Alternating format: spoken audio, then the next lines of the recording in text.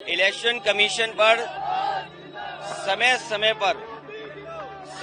पर उंगलियां उठाई हैं और चाहे वो प्रधानी का चुनाव हो, विधानसभा का चुनाव हो, लोकसभा का चुनाव हो, कि इलेक्शन कमीशन के जो फैसले हैं, इलेक्शन कमीशन का जो काम करने का तरीका है, उससे लोग संतुष्ट नहीं हैं। इलेक्शन कमीशन पे कई बार उंगली उठी है और यूपी के चुनाव में तो न जाने कितनी बार उंगली उठी है। अगर एक भी इलेक्शन कमीशन के खिलाफ कार्रवाई हो जाए, मतलब अधिकारी के खिलाफ इलेक्शन कमीशन कर दे कार्रवाई, तो मैं समझता हूँ कहीं भी वोट चोरी, वोट डकैती या इस तरह की लूट नहीं होगी।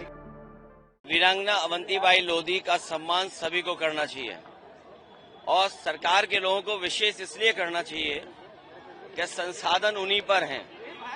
समाज और खासकर पीढ़ी का समाज अपने तमाम ऐसे महापुरुषों को और उनके योगदान को अगर पहचानेगा तो समाज और एकजुटता बढ़ेगी और इकट्ठा दिखाई देगा। सुप्रीम कोर्ट ने ईवीएम हरियाणा चुनाव की ईवीएम अपने पास बुलाई, जब उसको रिकाउंट किया गया तो हारे हुए प्रत्याशी 51 वोटों से जीता। ये इलेक्शन कमीशन पर सवाल है कि नहीं सर चुनाव का? इलेक्शन कमीशन पर समय पर उंगलियां उठाई हैं और चाहे वो प्रधानी का चुनाव हो, विधानसभा का चुनाव हो, लोकसभा का चुनाव हो या अन्य चुनाव हो, ये इलेक्शन कमीशन की जिम्मेदारी बनती है कि निष्पक्ष चुनाव हो। निष्पक्ष चुनाव के साथ साथ इलेक्शन कमीशन की इंस्टीट्यूशन पे लोगों को और भरोसा बढ़े। इधर जो हम लोग देखते हैं कि इलेक्शन कमीशन के जो फैसले हैं, इलेक्शन कमीशन का जो काम करने का तरीका है, उससे लोग संतुष्ट नहीं हैं, अविश्वास पैदा हुआ है। अभी हाल ही में जो वोट चोरी, वोट डकैती को लेकर के बड़े पैमाने पर देश को इंडिया गठबंधन और खासकर जो बीजेपी से अन्य दल हैं, उन्होंने कोशिश की और उसका परिणाम ये हुआ कि सुप्रीम कोर्ट को भी उन बातों को मानना पड़ा जो विपक्ष कह रहा था।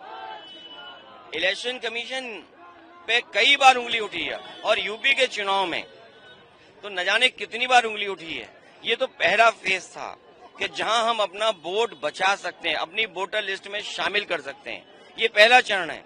लेकिन इसके बाद जो प्रशासन काम करता है, सरकारें जो काम करती हैं, उस पर इलेक्शन कमीशन कोई कार्रवाई नहीं करता। मुझे याद है कि जिस समय उंगली उठाई थी इलेक्शन कमीशन पर, तो 18,000 वोटों का जो डिलीट किया गया था, उनकी जानकारी इलेक्शन कमीशन को दी, एफिडेविट के साथ दी। लेकिन अभी तक इलेक्शन कमीशन ने एक भी अधिकारी के खिलाफ कार्रवाई नहीं की।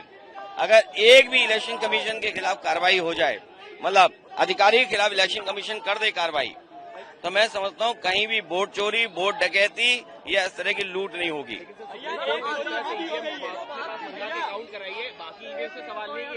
हारा हुआ कैंडिडेट सुप्रीम कोर्ट के सामने जीत रहा है 51 वोटों से। देखिए, मशीन पर हमेशा सवाल खड़े होते हैं। टेक्नोलॉजी या इतनी फुल प्रूफ हो कि उससे बेईमानी ना हो सके। कई बार लोग वोट डाल करके आते हैं ईवीएम में और पता लगता है उन्हीं का वोट जीरो निकला। ये भी खबरें हम लोगों ने सुनी है। ईवीएम में पहले से वोट पड़ा हुआ, इसकी भी खबर सुनी है। ईवीएम के इतने महीनों रखने के बाद बैटरी पूरी चार्ज कैसे दिखती है, इस पे भी सवाल खड़ा हुआ। इसलिए जो बैलेट का हमेशा मांग रही है, और अमेरिका की नकल करें, जापान की नकल करें और जर्मनी की नकल करें।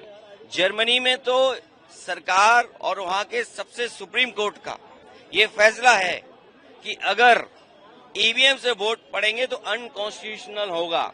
तो इसलिए बैलेट के से वोट पड़ रहे हैं। वहां अमेरिका में भी बैलेट से वोट पड़ते हैं और वहां खुद किससे वोट डालना है ये चॉइस है।